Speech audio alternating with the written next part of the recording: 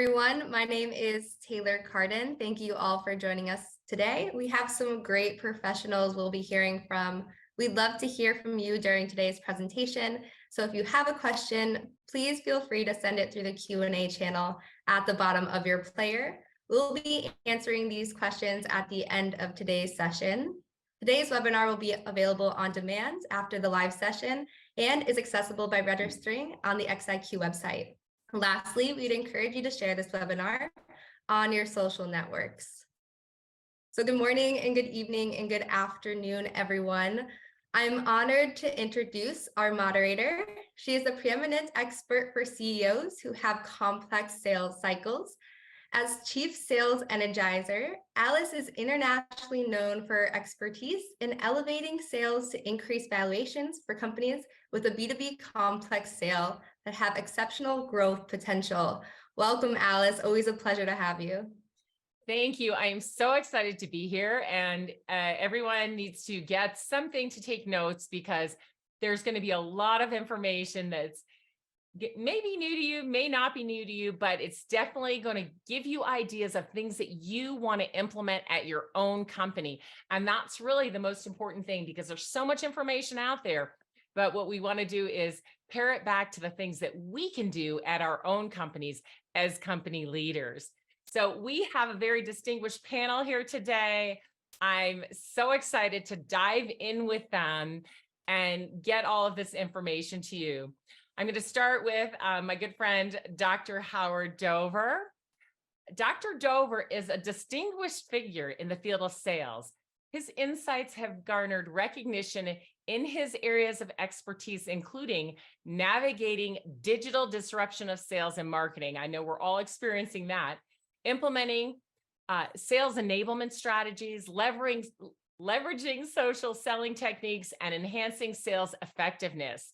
He's also author of a new book, a best-selling book, Sales Innovation Paradox. Now, if you haven't read that, please grab a copy of the Sales Innovation Paradox. I picked it up and did not put it down. There is so much great information in there for all of you.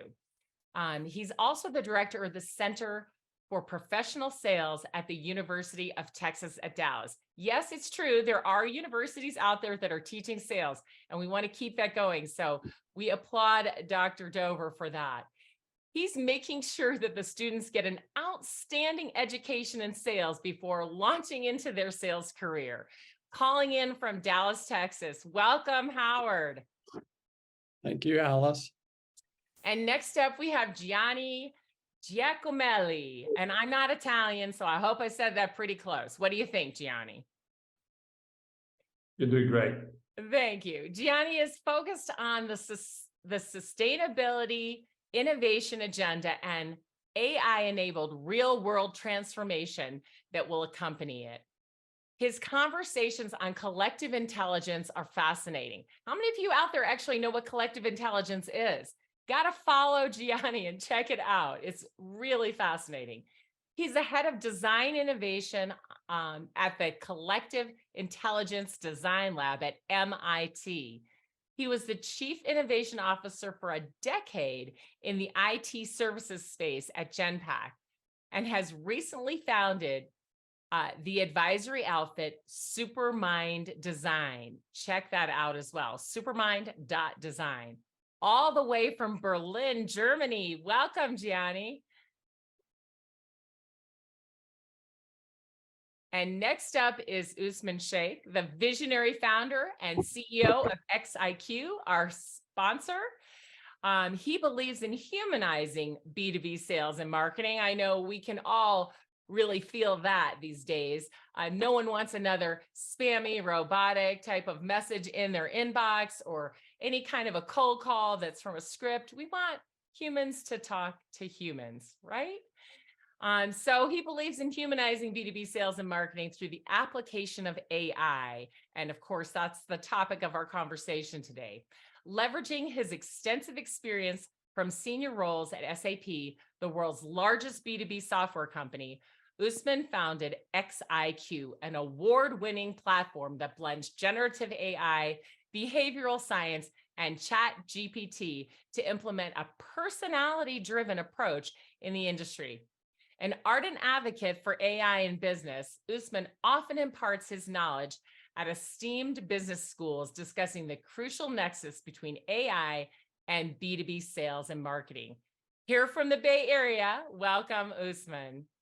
Thank you, and great to be here with you, Alice, Gianni, and Dr. Dover. Thank you so much for joining our panel today.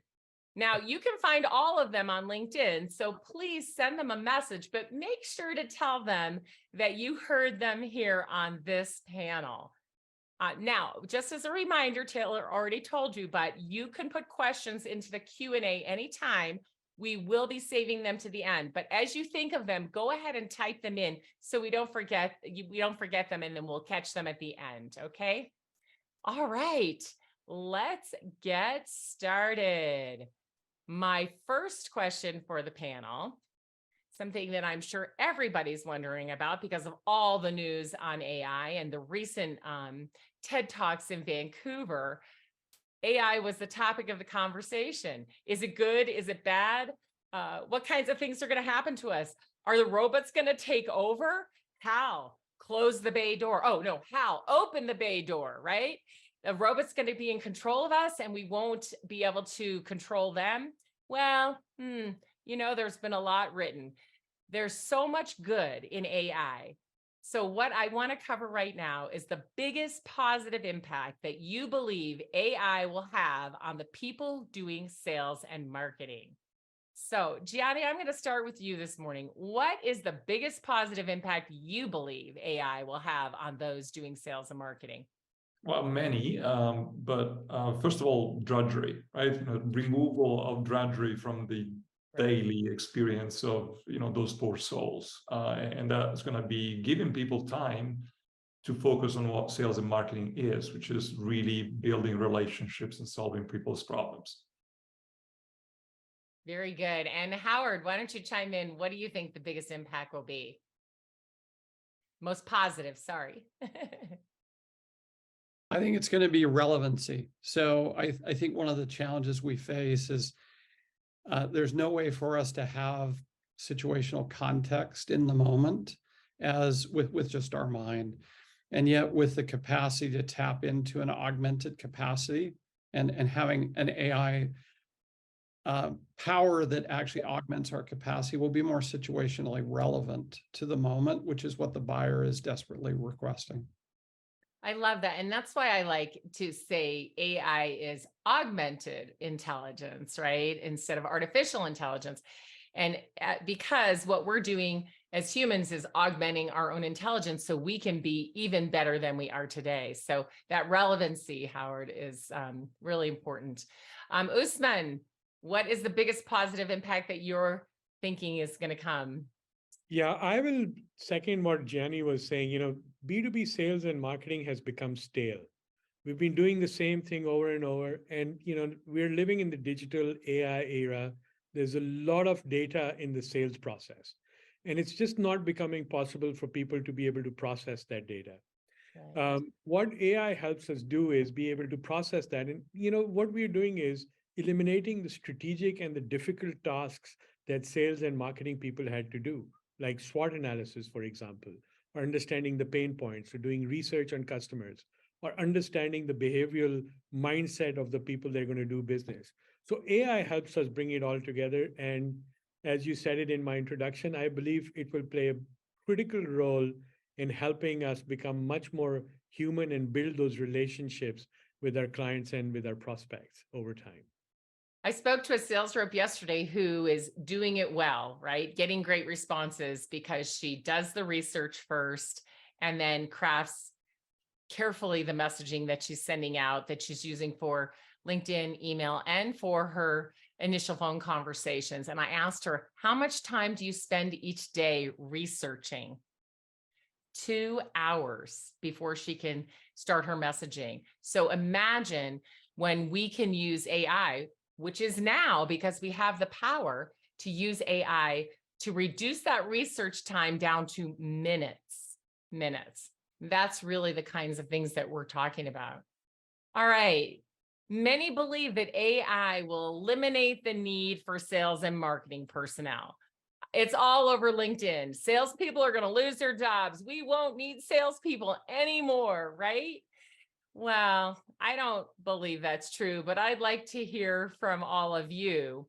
What do you believe is going to happen? Will people be losing their jobs? Will they be unnecessary in sales and marketing? Dr. Dover, let's start with you. Okay. Yes. Yes. And no.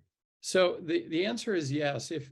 If you're part of the movement that is irrelevant in the moment, yes, you should plan to lose your job. If really all you've done is pray and spray and plow over the same field over and over again with dull sequences. I think at the beginning of this year, Gartner had a release that said it took 66 touches to get the first meeting. And I was joking at the beginning of the year. I said, that means everybody is now creating 66-point sequences because Gartner said it took 66. If you're doing that, yeah, I think you're, in fact, we know based off the tech layoffs in the SaaS sector, the answer is hundreds of thousands have actually lost their job because what they were doing wasn't relevant to the moment. Yet at the same time, there are new jobs being created. There's actually an acute need for people with greater intelligence, the capacity to move in modern ways. Your friend that was the researcher that took 2 hours, right? Yes, unless you learn how to augment your capacity and develop new skills with the modern concepts, because you can't afford to do it the way it's been done. Right. Usman, what do you think? People going to Yeah. lose their jobs? I don't think so. I think, well, to a certain extent, the people who've been doing the mundane, repeatable jobs, they should be a little bit concerned. However, I think the nature of B2B selling and marketing is going to change for the better. Recently, there was a great article written by Mark Andreessen called AI Will Save the World. And as you know, as all of us know, there's been a lot of trepidation, a lot of negativity around AI, a lot of this people, AI is coming to replace your jobs, is going to make you antiquated. I don't think so. I think this every time there is a step change in technology, and the rate of change of technology has definitely shortened. We're going through technological improvements in a much shorter time. Mankind collectively has done better. The good that has come out with the introduction of new innovations in technology has been better. They've been put to better use. And I think in the context of B2B sales and marketing and AI, definitely, I think it's going to elevate the game. And, we've heard, Alice, we've spoken about this in the past that, and Dr. Dover, we've spoken about this in the past, that there's a lot of rumor mongering about, machines are going to start putting out these robotic emails, and there's going to be a lot more spam and a lot more junk and garbage going out there. I tend to strongly disagree with that. I think this is an opportunity for us to right size and rethink how our outreach takes place. The quality will be better. I was talking to one of our customers, and they said, invariably, every single time I write a business plan or I write an email, and I compare that to or put it into my AI engine or Chat GPT and have that engine generate one, inevitably, every single time it does a better job. And so if you start thinking about the fact that the quality of language, the quality of outreach, and now with certain psychometrics being engaged, the emotional resonance that can be built into this, that means that there will be a lot less work we'll have to do to gain access to a lot more people and gain mind share with a lot more people. And so to answer your question, Alice, it's just going to change the nature of who sells, right? And the traditional order taker kind of salespeople, definitely, doing the mundane tasks, they need to be a little bit concerned, but it's not going to be replacing humanity. It's going to aid and augment humanity in doing what they need to do. Well, what I completely agree. And what I love about it is instead of doing more to get results, we can do better to get results. And no one needs to do more, right? No one needs more time. I mean, no one has enough time to do more. And more isn't helping anyone. It's not helping the people who receive the outreach. It's not helping the sellers who send it. So I love that AI is going to help us do better. And Gianni, what do you think? Are people going to lose their jobs? Well, I think across sales ops, marketing, and marketing ops, there will be people losing their jobs because there's an opportunity for efficiency. And if you're just you're being a robot today, well, somebody will buy a robot to do your robot job. If all you do is robotic job, then humans are clever, and so by the way, by now they're being forewarned. So you probably heard people saying, look, you're not going to lose a job to a machine, but you're going to lose your job to a human who uses a machine. And that for sure is going to happen, right? So that's for sure. The other thing, I think, you were making the point about quality and relevancy, and I think that's super important. B2B sales is, there's the same difference between having a small bank account and doing, I don't know, wealth management, right? You're okay if you make the wrong call on a $50 transaction, but if you want to do a $5,000 bank transaction, you want to do it with a wealth manager, for example. And the same is, in B2B, people buy from people because, first of all, the relevancy, but also there's a comfort that comes with the ability to have actually discussed the problem in detail with another person who understands your emotions as well. And by the way, machines can do a lot of that, but I still don't think that we are ready to do what you do now with your online banking. That's the reason why, if you go to UBS or you go to Morgan Stanley, they do wealth management with real people. And I think the same is applicable to B2B. I think the third point was about spam. Counterintuitively, I think this is probably the time in which we get the spam problem done.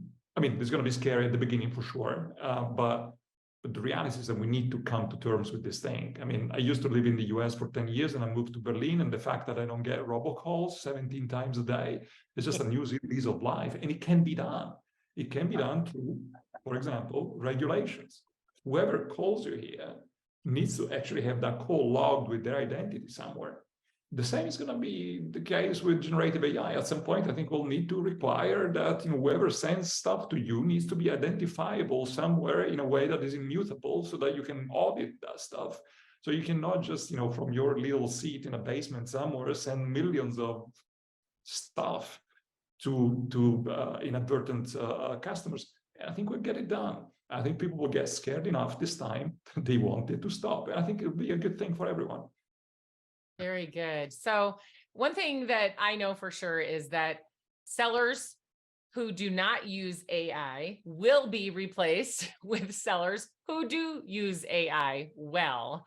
That's for sure. So it's something that we all need to learn, and sellers should take it upon themselves. Leaders should take it upon themselves.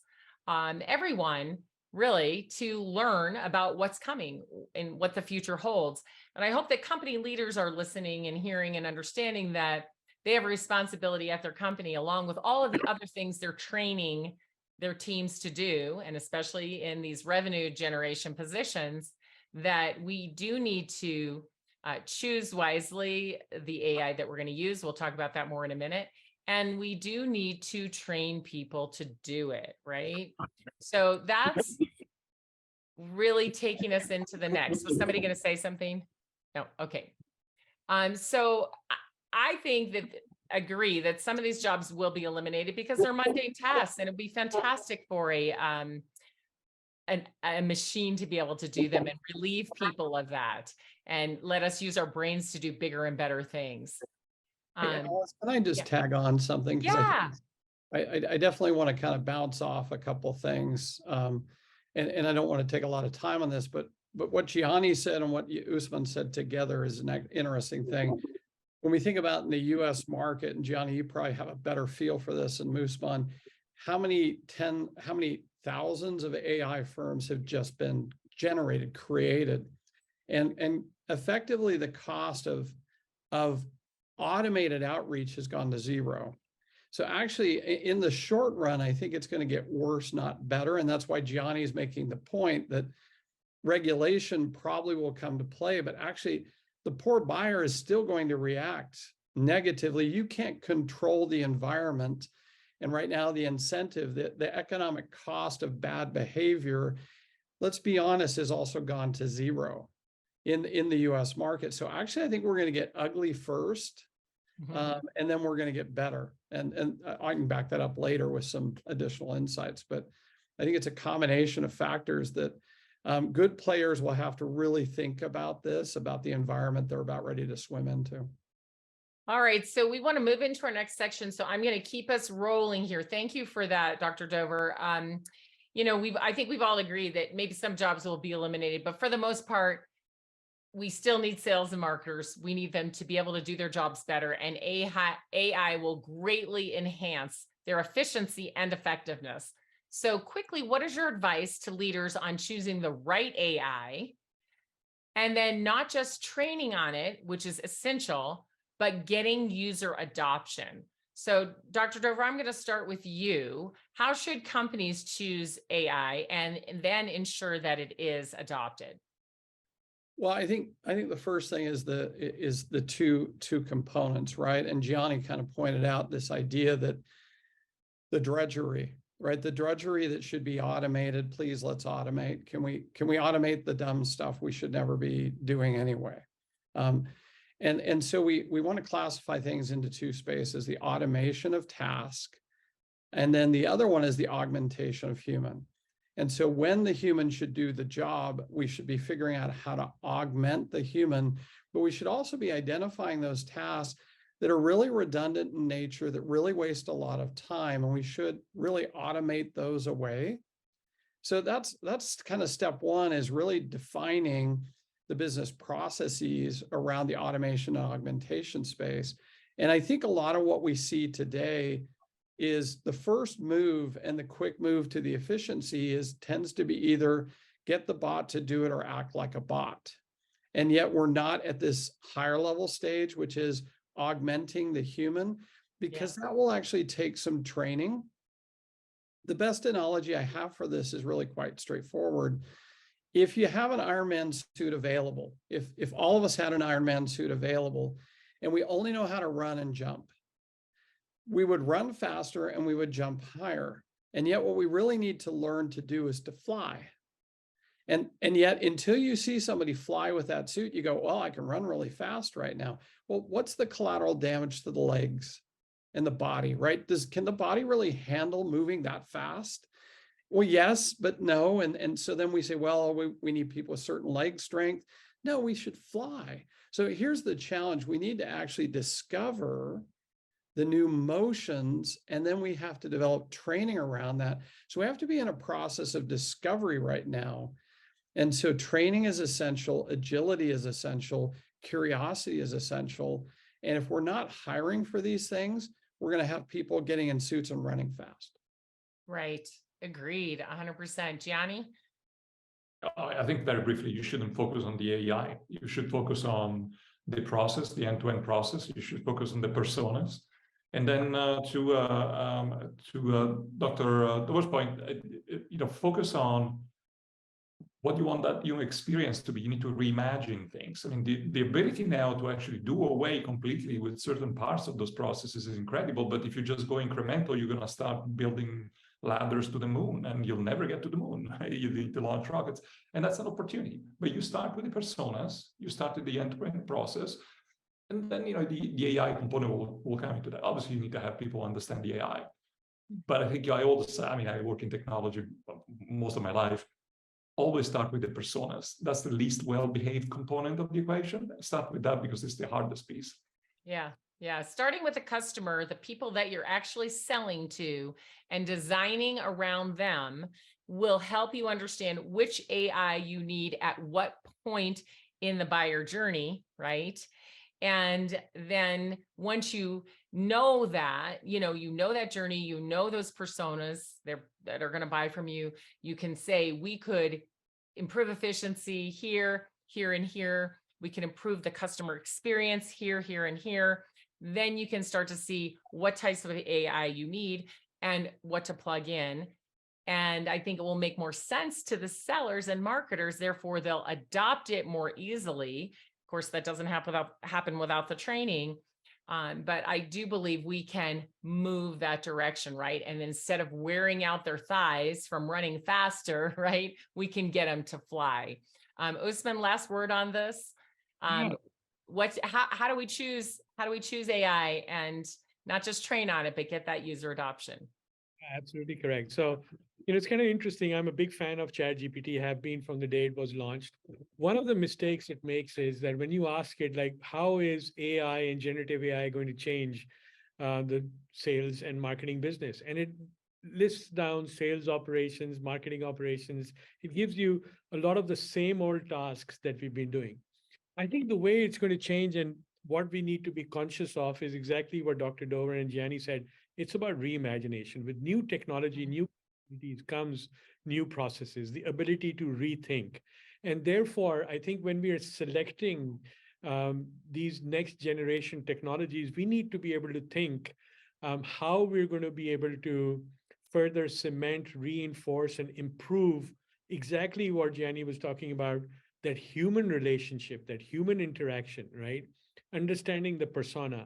And so, how do you develop differentiation? So, I think people that are selecting technology need to move away from thinking about doing more of the same but faster into thinking about what does this allow me to do that's net new than what was possible before, right? And so, differentiation is going to be a big thing. And when it comes to differentiation, we've got to think about solutions that are going to be very pragmatic. They're going to be actually useful and that are going to be able to deliver exponential game changes. So again, I go back to this, the people that are creating the trepidation, they're still hanging on to the way sales and marketing is done today and saying, let's apply the multiplying Right. factor. Not correct. So we need to go to the imagine if. What if we could, right? So I love that you're all talking about this reimagination of the way that we can do it. And I think that's so important. So on that note, quick answer from each of you. How long should companies wait before they adopt generative AI solutions for B2B sales and marketing? Usman, how long should they wait? So I think the time is right now. Just to give you an example, we've been developing products and it has a human-based life cycle of doing the functional requirement documentation, engineering requirement documentation. And we're kind of coming up with a fairly complex new innovation in B2B sales. Traditionally, had we done it, it would have been extremely difficult and would have taken us months to put it together. Alice and team, we literally were able to write the functional requirement document in an hour and a half using generative AI. And so what that means is that it collapsed the time for us to be able to release new product. And so when companies are looking at how soon they should jump on, and there's a lot of information, there's a lot of, again, hesitation out there, which is that, oh, we've got to regulate AI, stop AI, ban AI, stop people from accessing ChatGPT. I don't think this is going to be extremely counterproductive in the long run. We've got to adopt it. We need to embrace it. We need to understand it. Recently, in one of our calls. Sorry, Usman, we're just running out of time, but so you think companies should start now? Right away, immediately. Start right away. So start thinking about it, talking about it, and get started with some piece of it, right? Dr. Dover, what do you believe? Agree and caveat. So the challenge with starting right away is that we double down on stupid, which is what we're doing currently in the marketplace. So I would say if I was the CFO or the CEO or COO or CRO, I would have somebody. The key point that was just made, I think it was the gold of what we're going to talk about, even though I think we're going to talk about more, is you need a reimagination team right now. You need a team that says, yeah, we know what we're doing, but how will we do it if we completely change? That needs to be happening now. Because what's going to happen is we'll double down on running faster. And yes, it is now, but you got to be careful because you could run really fast. And then when you get there, someone else flew there. Oops. It's a crawl, walk, run for sure, right? So let's sit around and reimagine and talk about, and then let's move into, right? adopting a little bit, but you're right. We don't want to just break our legs. Alice, right? you probably remember this, and I don't want to take a long time, but remember back when social selling was big and they developed these quick strike teams, these like these little beta teams off to the side to prove if it worked. I think that's what companies need to be doing is developing a strike team on the side to say, can we do it differently? Yeah. And then, by the way, the adoption will come because everybody will want to get on that team. Right. All right, Gianni, when should they start? How long should they wait? Well, look, I mean, I can't think of any type of company in any industry that wouldn't already have things that are low-hanging fruits that they could do. And if you look at an audience like we have today, sales and marketing, I mean, there's low-hanging fruits everywhere, right? So, yeah, obviously, yesterday. Today, pick something and start. I love it. All right. So Gianni, on that, let's move into some deep dive with you. You're studying and conversing about how to use collective intelligence. So I think that has great power in collaboration with AI. Tell us first of all, what is collective intelligence for all of us out there that are not so familiar with it? And how can we use AI to augment the collective intelligence of our sales and marketings to make our whole companies function better? Yeah, so I'll start. Look, I'd like to be very non-academic here because I've spent most of my life outside of academia. So this is organizational design. This is process design. So organizational design implications of collective intelligence is very simple. They're basically saying we do stuff in teams and groups and organizations. We don't do stuff individually. But if you think about it, most jobs, most workflows, etc., kind of design the work around the individual, around the persona. And that we think is appropriate probably in certain cases, but certainly not appropriate when you're doing a complex job.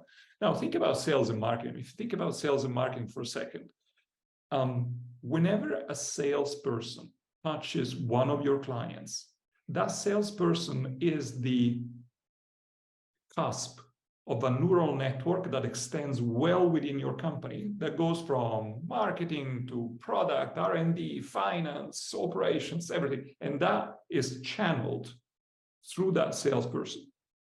On the other side, you have a buyer.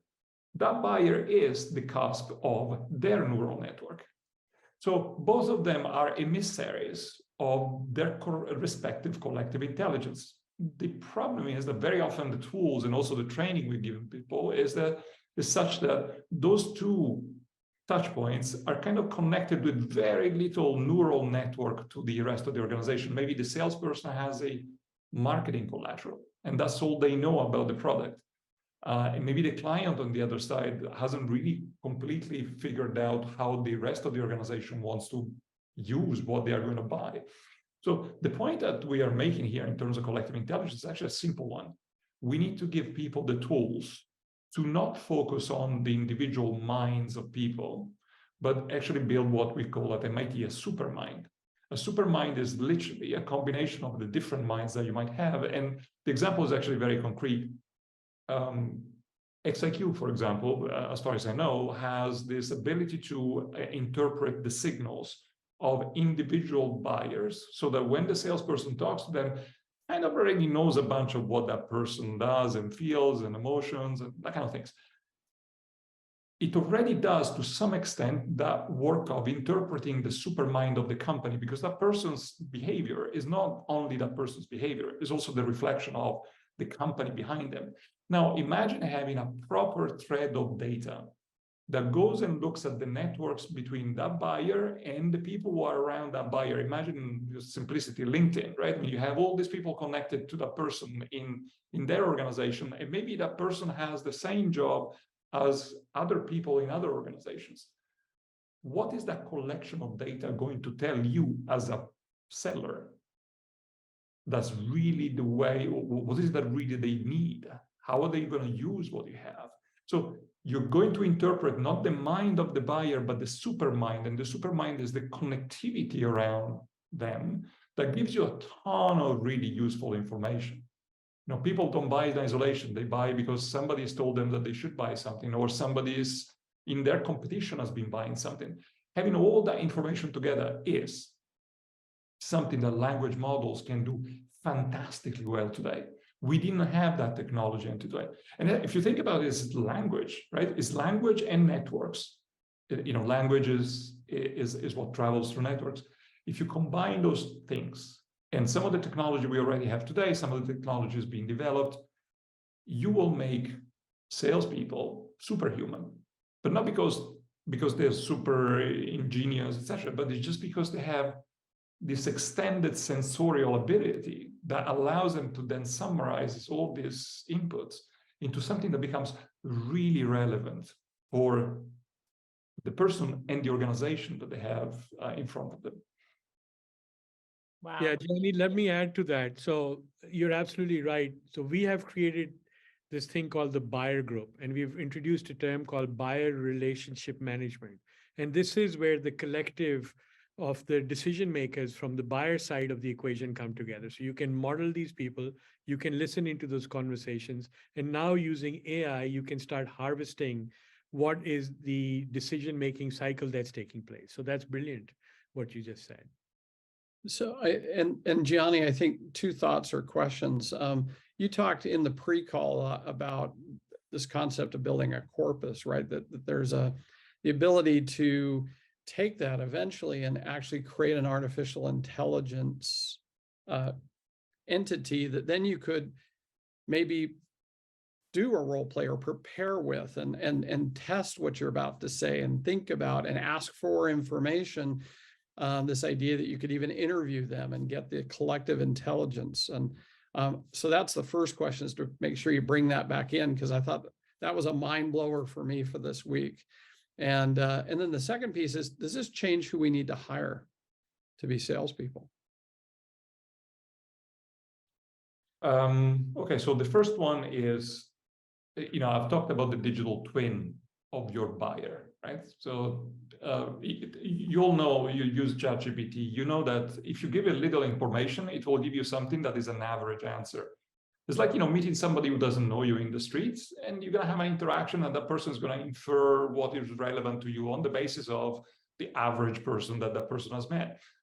If you give these machines a very specific set of data that really show what the relevant information for, say, the buyer that you have, you will be able to get a response that is a lot more precise. I think Dr. Dover was talking about relevancy before. So it will start eliminating all the niceties and all the padding and all the generic stuff. And it will go to literally the response that you would have from that organization. So the opportunity here is to create a digital twin of your buyer, or maybe a generic buyer in an industry. Say, the chief financial officer in the chief financial officer in a consumer products company. You can create literally a digital twin of that and use that to train your salespeople, use it to soundboard your marketing people when they write stuff. That kind of stuff is possible today, as long as you create a corpus that then you embed. I mean, there's technical ways of doing that, but technically the technicality of it has been solved. It's just a little bit of work, but clearly not plain vanilla ChatGPT. Is that going to change the way we hire salespeople? I think when I think about hiring, I always think about resources. So part of it is you need to hire different people. Part of it is you need to make the people you have into different people themselves. And that's training, that's sensitization, there's a bunch of things. And going back to the previous point about corpus and data, I think these machines, obviously, they can serve the objective of, during a call, it kind of whispers to you the kind of things that you should say to that person, or before the call, and you prepare for the call, etc., etc. But you can also use the same machines for training people. So literally, a salesperson who doesn't have today the skills, you can put that person together with a sparring partner of this digital twin of a persona X. That thing isn't going to be perfect. By the way, my teams have been building things like that. It's not going to be perfect, but it's going to be fantastically better than what they have today. I mean, literally, how many times do you talk to simulated buyer all that often. I mean, the best you can do, you go to your CFO in your company or to friendly clients, etc. And so this machine really can help you train your people. So hopefully you don't need to just fire a bunch of people and hire a bunch of people, but certainly the skill set can be changed. Also remember, and then I'll stop, we know that over the last 10, 15 years or so, our own ability to memorize things has reduced because we use Google for a lot of the knowledge. We have all these tools. You know, my car, I don't remember the number plate on my car, right? And it's not because hopefully I don't have Alzheimer, right? It's just because we don't do that stuff anymore. Now think about a salesperson. The salesperson used to need to memorize a lot of things, needed to do a bunch of things that now you can delegate to the machine. So the new person, the new salesperson, will need to be able to bring the best out of the machine, prompting, asking questions in the right way, questioning, being diffident about answers, all those kind of things are not the things that we typically train people on. So yeah, so a change of skill is certainly in order. Yeah. So it will change the type of person that we're looking for. And I agree, we can train them using these tools. We already have companies out there that have built tools to train salespeople, like Second Nature. You can look that one up if you're interested, where the bot is trained to be that persona and salespeople can be trained. So there's lots out there to take a look at. And again, I think, Dr. Dover, you were saying how many thousands of companies with AI have been putting this out there. So it's going to be interesting to watch. But again, in the reimagining, think about in that reimagining, what kind of salespeople you'll need, what kind of people you will hire. Howard, you wrote the best-selling Sales Innovation Paradox, which again, if you haven't got a copy, pick it up and read it. But because you recognize these trends that were coming and you felt compelled, to put them in the book, which truly just was an eye-opener for me and a lot of the people who I had read it. So things like the early adoption and what you said earlier, what you call doubling down on stupid. So what are some real practical things now? Let's talk about what can companies do with this information, knowing that these changes are already here. They're not coming, they're here, and helping make sure they don't double down on stupid. Well, I think the key points to kind of bring into play are understanding the actors and then the cycles. So the actors we have human beings, we have corporations, we have technology that's impacting them both. And so when we understand the different cycles, the shift cycles that I lay out in the book, the challenge that a lot of organizations run into is that they only think about the first cycle, which is, how is technology impacting my ability as a seller to go do the work? What they're failing to incorporate and think about is that same technology and other technology is actually impacting the buyer in the buyer's behavior. And then when you put those two together, you put the sales interaction into the buyer interaction, becomes another loop of modification. So we actually have a dual modification going on. The buyer is modifying due to their own experience with technology, and then they're modifying based off the market's approach to them. So this becomes a double shift. And most organizations are stuck in manufacturing principles of creating a structure, a go-to-market best practice strategy. That's why I love it. Once again, the big takeaway to me, I'm writing notes over here, is we're going to get stuck in the same place unless we break out and reimagine what's possible. My good friend Usman once said, the beyond the horizon capability, where if we were to think about where we could be, not where we are, where would we go given what we have? And this is going to take some reimagining. It can't be the scaling concept we've done up to this point. Now, I do want to discuss inertia internally because I think it's a big issue. One of the challenges that we face is that 80 to 90% of the market is stuck in what I would call the classic sales machine, coming from Brent Adamson and Nick Toman's HBR article from over a decade ago. Most people cut their teeth on manufacturing design principles and scaling best practices. And so we create machines that are replicatable with human people. And that's 90% of our field. Now we've got 10% of our field. You can go as high as 15, probably as low as 3, are world-class sales organizations that have already been reimagining. So they're constantly understanding the movement of the buyer and where the buyer is. So the challenge that we're going to run into is that most organizations are going to find that they're stuck in a classic machinery versus in a modern space with world-class sales concepts. And so inertia is going to be the biggest challenge. I was sitting in Toronto last week with 50 other researchers from around the world and Global Sales Science Institute. And a consultant from Denmark leaned over and said, I don't think AI is going to change anything because I can't even get my clients to get their data to talk to each other.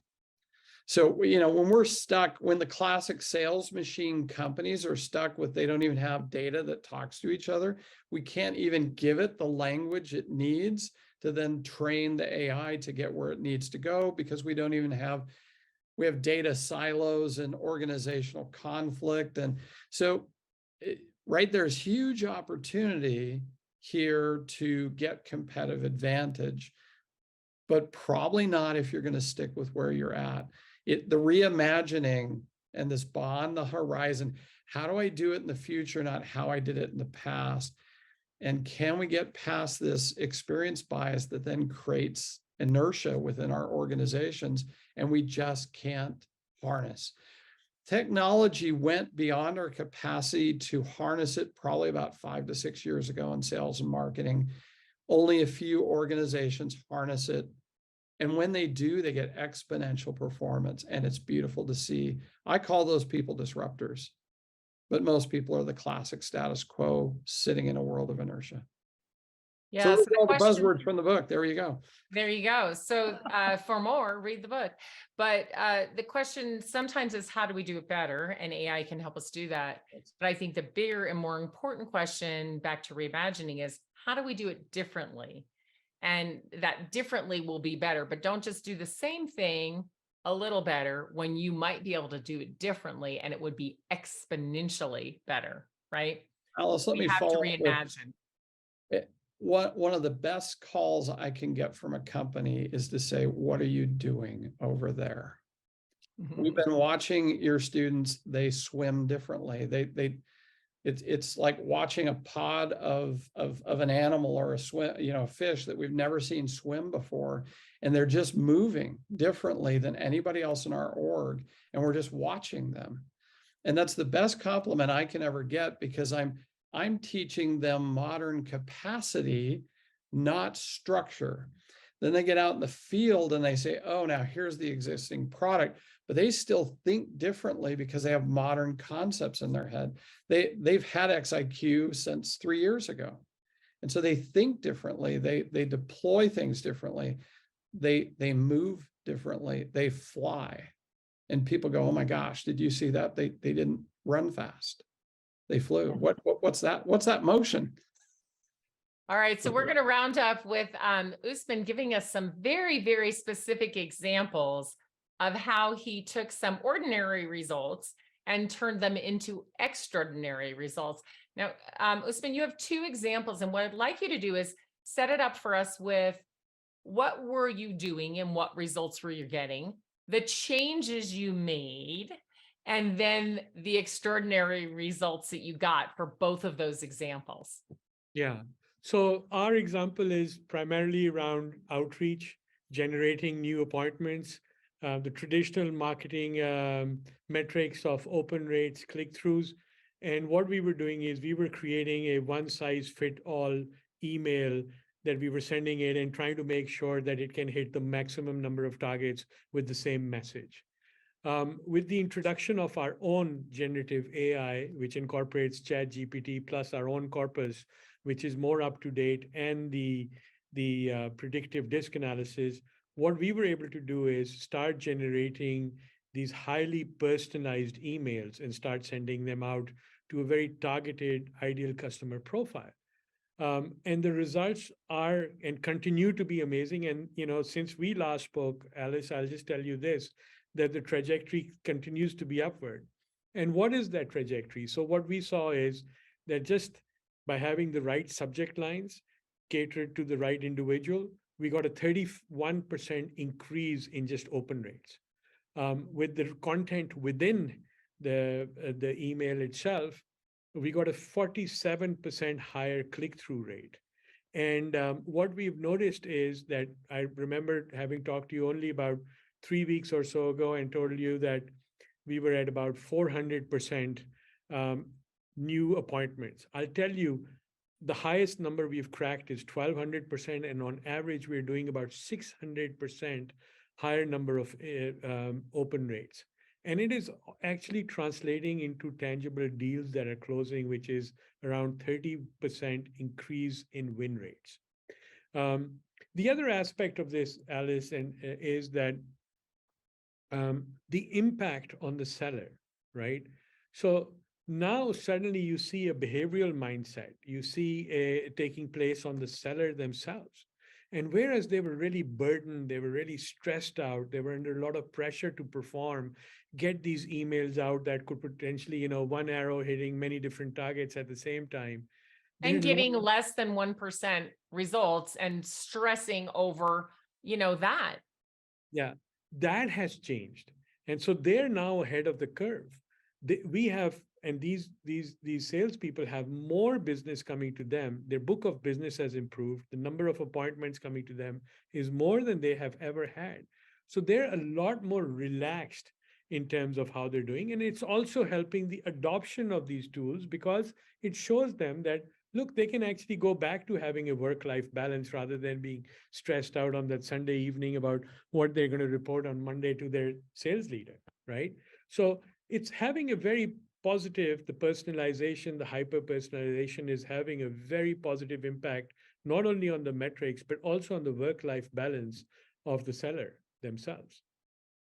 So in both cases, you had sales messaging and marketing messaging. And just as a reminder, sales messaging is one-to-one and needs to be highly personalized. Marketing messaging is one-to-many and as well needs to be personalized, but in a different way. So using the generative AI, a seller can really adopt this and do a much better job of addressing each person at the level they need to be addressed so that the messages pique interest, curiosity. People feel like that message is directly for them, right? When a seller's sending it. And the marketing messaging is much more crisp and clean to the industry and, the bigger picture of things so that people go, oh, yes, I'll want to find out more about that. So in both cases, when the curiosity is piqued, we get much higher engagement, which means we get better results. And in the end, what does everybody want? They want their sellers to have more conversations with people who can buy. And that is what you have produced, Usman. That's right. And it's a continuous loop, right? So we're analyzing that the machine is actually analyzing what's working, what's not working, and it's continuously improving that message. So the next message, next iteration is that much more effective. Yeah, absolutely. All right. Well, I want to thank all of you and get to a few of the questions from the audience. And the first one I actually want to direct to Gianni. Someone's asking, can you elaborate more on reimagining sales and marketing? What processes should be replaced or modified? So, being in the innovation lab, I'm sure you've done a lot of this. Can you talk about reimagining and what kinds of things we should be thinking about replacing or modifying? Yeah, so I'll stay at the high level because we don't have time. But I think it's super important to spend time on prioritizing things. I mean, the biggest risk right now is that people scattergun because there's so many things that in theory you could do, but most companies can actually only execute on a very few limited set of things. So you need to put people together who actually do that prioritization on the basis of a very specific rubric and balanced scorecard. And so, things that are obvious that you can completely reimagine is the absorption of and the interpretation of the signals from the market. I mean, that is something that is what Usman was talking about in the next 6, 12, 18 months is going to be multiplied by 100. because now we can really understand what's going on and what's going on in the networks, and that's the first thing. The second thing I think is always this, and I think the point of relevance continues to stay with me. As a former buyer and engaging with many buyers, you really want to have salespeople who are almost consultants. Right? They come and they help you identify the problem, scope the problem, and then give you the right thing. As opposed to most salespeople, they kind of scattergun the thing until somebody's actually told them what hole they need to go into. Machines can actually do this very, very well. Right? You can really end up doing almost a job that the McKinsey or a BCG would have done onto your buyer before you go in with your sales proposition. So that part actually, I think, is super ripe for changing. Yeah, thank you. Next, someone's asking a great question, which I'm actually going to answer first, and then the rest of you can jump in. What would you say is the best upskilling resource for someone who's just starting out with AI? And I'm going to say, read Dr. Dover's book. It gives you an overview, and it also provides some other resources. But gentlemen, what are the resources are out there for people who are just starting out in AI and just want to start learning? Is there a website? Are there blogs? Who should they follow? I can address. So first of all, I think the barrier to entry or learning has been reduced. These tools have become extremely intuitive. Just about anybody can go and start using ChatGPT, for example. XIQ itself, our platform, very simple, very easy, provides multiple dimensions. So start using, I think, get your hands dirty with the tool set, and then there are prompt libraries. There's good resources. We'll be happy to share some of those. We'll publish them on our website. There are great resources in terms of what kind of prompts to write, how to engineer those prompts. There's really good papers. And the great thing is now it's become a household word, and everybody's starting to get their hands in. It's because it's become so intuitive. Gianni, what do you think? I agree. I also would suggest, again, from my collective intelligence standpoint, these days the best way to absorb information is to go find people on social media. Can be LinkedIn, can be Twitter, etc., who actually are really specialized in your domain. So in this case, sales and marketing, potentially two different things. And in that set, the people really understand AI, and just follow them, right? Because they will relay to you all the things that Usman was talking about. Whenever there's a new paper, it will come from that crowd. So that's what I would do. Actually, there's ways of using social media productively. Believe it or not. Yeah. Well, gosh, this has been amazing. And we, believe it or not, are at the end of our time. There are some more questions that are in the Q&A, and I would like to get to those, but I also appreciate and value everyone's time. So I'm going to wrap up now and thank all of our panelists for providing so much important information for everyone who is out there trying to use AI or use AI better. And then we'll stay on the line for just a few minutes and answer a couple more of these questions. And if you don't get your question answered, please feel free to reach out to one of us with your question. You can certainly message the XIQ team, and we will make sure that all of your questions get answered. But I'd like to just give a big round of applause to our panelists and thank them very, very much for being on today. And so for those of you who can stay on, we're going to answer a few more questions. It is being recorded. So of course you'll get the recording and you can listen to those later on as well. And thank you, Alice, for being amazing. Oh, you're welcome. It's my pleasure. All right, well, let's dig into a couple more of these questions. So this one is, does XIQ have the capacity to infer the communication style for each targeted persona? And, that the DISC profile Yes. that we use, the driver, analytical, expressive, amiable, not exactly in those words, but so tell us about that, Usman. Yes. So absolutely. So XIQ's generative AI that predicts these personality types is built on a large language model. And we are picking up words to infer what kind of personality it is. As a matter of fact, one area of what we do is we predict how to communicate, how to write emails, how to prepare and conduct meetings, how to provide feedback. And all of these elements actually go into hyper personalizing and writing these emails. So the answer is yes. And we'll be happy to show you and talk to you more about that should you wish to schedule some time with us. Excellent. The next one is, what are the potential risks and drawbacks for companies that adopt AI too early in their B2B sales and marketing strategies? And what precautions or considerations should organizations take to mitigate these risks? Let me, Well, go ahead. I'll start and then jump to you. I think human error, right? And not understanding a classic sign in Toronto last week. We asked groups to go out and determine how AI was going to impact sales, and specifically even in the classroom. One of the professors went out and asked ChatGPT to give it references. And of course, it fabricated every one of them because that's not what that particular large language model is designed to do. Right. And then he came back and said, well, see, it's garbage. And I was immediately going, yeah, because you asked it to do the wrong thing. So I think human error, user error, improper deployment is going to be a challenge until people increase intelligence. So sorry to interrupt, Gianna, go ahead. No, but so sorry. just on that, mitigating those risks then is actually, again, choosing first understanding your problem that you're trying to solve, right? Based on the person who's buying from you, choosing the spaces where we can intervene most efficiently, effectively with AI, right?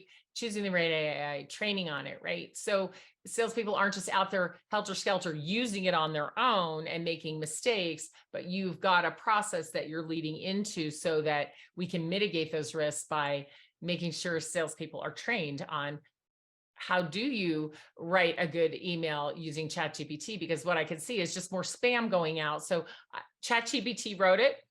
A human didn't check it. It just got blasted out, right? Just a simple example of what can happen. So we have to teach salespeople that that is not the way. Go ahead, Johnny. I was going to say, this is the second big wave of AI. The first one was about 7 years ago. And I think there's some very, very clear learnings. I think the first thing you need to do is a little bit what both of you were saying, which is establish safe spaces where people can familiarize with themselves and use things either for training or productively, but in a way that is bounded, so that people don't hurt themselves, they don't make stupid mistakes, etc. So those can be done, that strategy can be effective. The second thing is what we said before, just prioritize ruthlessly anything that is going to use substantive amount of resources or time. Because there's a real risk that this ends up becoming a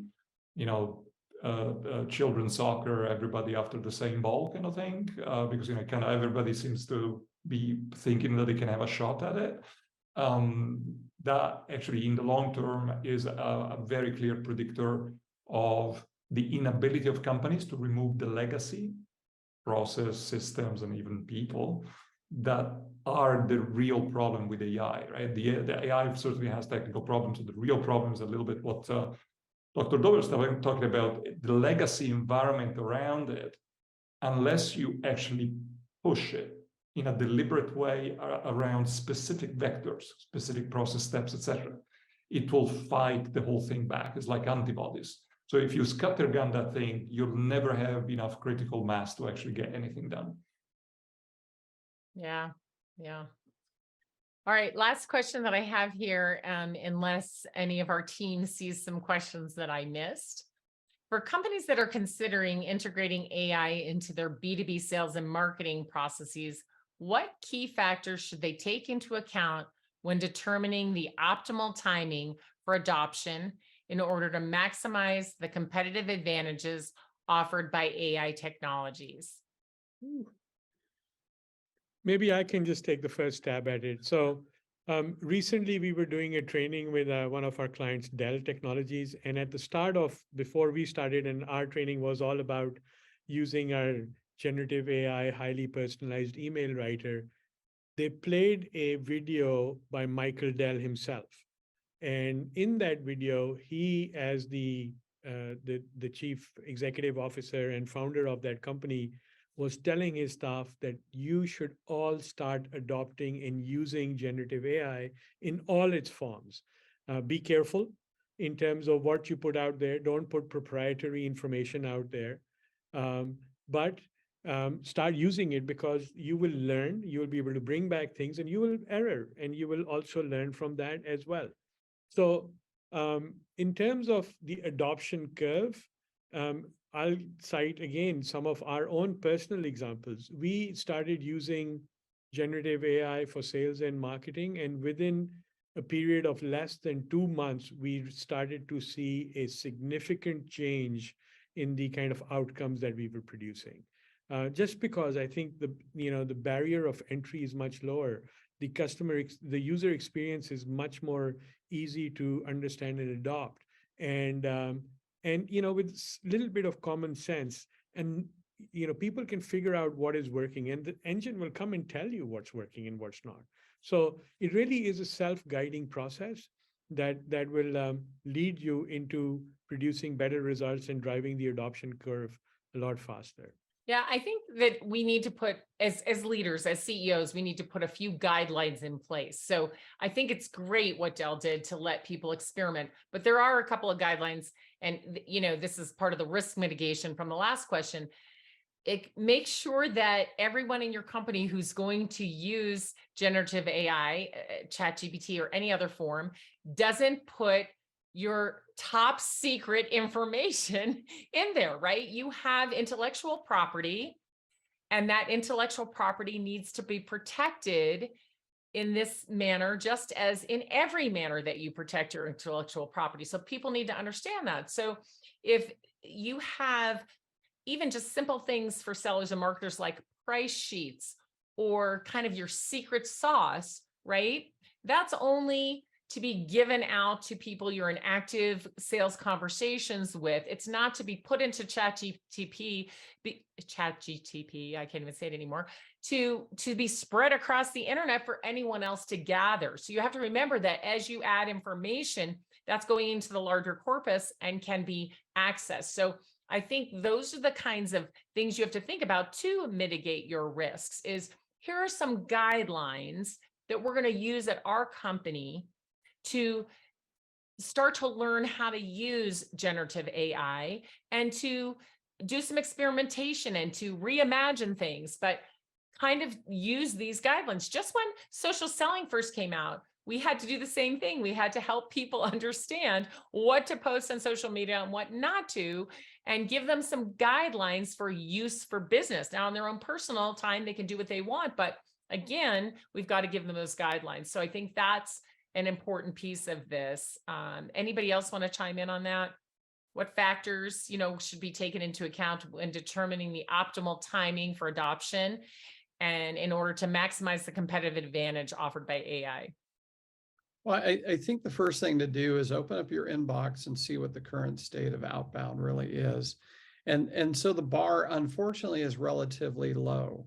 So what we're going to see is quick hit deployment by a lot of people. And by the way, on the average, we're going to get a lift because it'll be more relevant, it'll be more contextual, it'll be better written. However, when everybody gets to that point, it'll all look the same again. And so I think people have to think about the short run and the long run. And that's why, coming back to Gianni, the word he picked up was relevance, and the word I picked up is reimagine. So I guess we both walk away with reimagine, so we're relevant. And I think you have to have a long-term play there. But the other thing is, Alice, I think one of my big questions walking away from our prep session is, what is IP anymore? I don't know what IP is. I don't know that we're going to live, we're in a world in which we think IP is protectable. I have a lot of questions about what IP really is moving forward, because you just made a comment, make sure that you don't put all that stuff in there. But you know what, as your buyer, I can put it in there. You can't keep me from putting it in there. Your competitors can put it in there. So really, I mean, see, we live in a world where we think we understand where we live, but I think we're in for over there in Europe, they have a lot of rules and regs. Over here at the US, we're still in the wild, wild west. It's like we're still trying to conquer the western part of the United States, and we don't want to put any Hey, restrictions. don't be making fun of my part of the world, okay? Hey, I'm halfway there. I'm halfway there. You're the rest of the way. And then Usman's on the edge that's going to fall into the ocean. I'm right on the edge. I'll really. But yeah, we are all, when you think about it, living on the edge with this for sure. But yeah, I agree with you. And it's a good point that you bring up. What is intellectual property anymore? And can you even really protect it? Because now ChatGPT can come up with a brand new, whatever, a poem, a song. It can come up with a graphic for you. And who owns that intellectual property? So these are some of the things we don't have time to talk about today, because there is a whole world out there of how, this will evolve, and there'll probably be some legislation around it. But I do want to end with one question I thought was really important. And the question is, can you elaborate more on reimagining sales and marketing? And I think we talked about this a little bit, but I want to end everybody with that, because I think that is really just the key here, right? So when should you start? Well, after you've done some reimagining, right? How do you mitigate risk? Well, once you've reimagined some things, right? And then back to Dr. Dover's point about relevance, right? Or sorry, that was Gianni's point. Gianni's point about relevance. So we got to reimagine, but we want to be relevant so we can differentiate. Because look, the whole point here in sales and marketing is to capture market share and, gain customers and make them wildly successful using whatever it is that you've sold them. So if we can just, end on that really happy, positive note, just talk, each of you, just a little bit about reimagining. So I'll start, and then because I have a fun thing and I want Gianni to respond to it. So I think there are a lot of great minds looking at the same problem at the same time. So I think Usman is doing some really great work. I really think Eli Cohen is somebody who's doing some great work. I definitely think some people this is coming back to what Gianni said about go find some people to follow. Scott Santucci has come out from whatever rock he was hiding under, and he's starting to talk about some things, and he's starting to reimagine go-to-market strategies. And I know that the guys over at Winning by Design, Jocko, I find his voice to be refreshing. He's coming out with a new textbook this fall that is going to reimagine the way we think about go-to-market strategies. So I think really attaching to some of these minds, and I guess one of the questions that I have for Gianni specifically is, how do we hang out more with Gianni? Because I think I keep on getting mind blown when he opens his mouth. So I just wish I figured out how I can hang out with him more, because I don't live in Berlin. So I'll see the opening, the nice transition there, Alice. Yeah. Good transition, though. I think your choice of not coming to Berlin in summer is a bad one. I think I would agree in winter, but in summer. I was there last summer, so you can relate. I try, like everybody else, to put my words a little out there, and just the usual LinkedIn, etc. But I think my suggestion here is this changes everything. I didn't say that 7 years ago. Obviously AI was going to change everything, but at its own pace. I think what we have now really changes everything. And I think it's important that people start thinking really about horizon 1, 2, 3, right? Low-hanging fruits. You start with the XIQ stuff you can implement, just get people trained on it, etc. Think about what you can do in the next 6 to 12, 18 months. Remember that this thing moves at speed, right? 6 months down the line is the equivalent of 3 years into the future now. So you don't even know exactly what to do. And then 3 years beyond that, you can really rethink what sales and marketing is. Because I think Usman said that before, a lot of this B2B sales thing is a lot of improvement on a kind of an architecture that we created, 15, 20 years ago. Should it be like that? I have my bias because I work on augmented collective intelligence, and I try to look at anything as if it were a brain, right? So how would the brain change how to sense things, how to remember things, how to create options, how to decide on those options, how to act and then learn from those actions. All those things you can do new with AI, right? I mean, I'll just give you a simple, super simple example, and then I'll let you go so that you don't remember me as the theoretical guy. Counterintuitively, I think artificial intelligence can make us a lot more empathetic. Try this exercise. Next time you go and try to sell to somebody senior somewhere, spend half an hour with ChatGPT or something. Obviously, you don't want to put secret stuff in there, but try to focus on having a pre-conversation with that person. You just input, this person is the CFO of such and such company, actually not such and such, it's in industry X, right? So that nobody actually gets into that IP problem. And then try to simulate that conversation. Try to ask the machine to say, what's going on in the head of this person? What could be the objections that this person could have? What could be the peer pressure that this person could have? What could be the personal, emotional, all sorts of things, the things that you would never be able to ask that person or a peer of that person or even your CEO, right?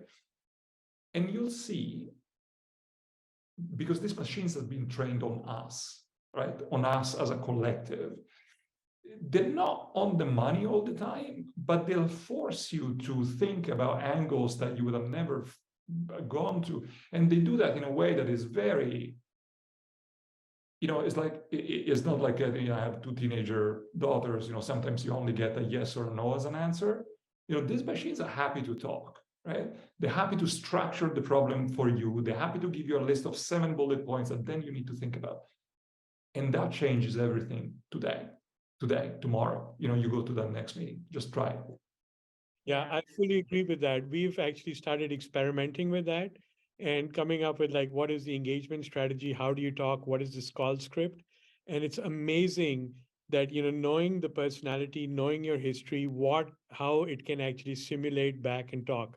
And, that's again, one of those things like within the next 3 to 4 months, we'll be even earlier, we'll be introducing that to the market. And it's really, you're absolutely right. I was dumbfounded. I started doing things about myself, like how could I improve my self? And it told me things I had never really thought about. And it was about me and it was spot on.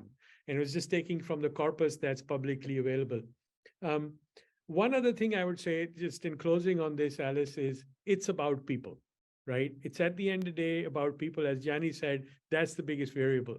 So we've got to think about people. And I also very vehemently agree with the fact that it's counterintuitive to think that a machine will actually help us get more empathetic, but it actually does. If you listen to how it's interpreting data that's out there and kind of recommending it to you, that's why we go with the fact that using AI to humanize B2B sales and marketing.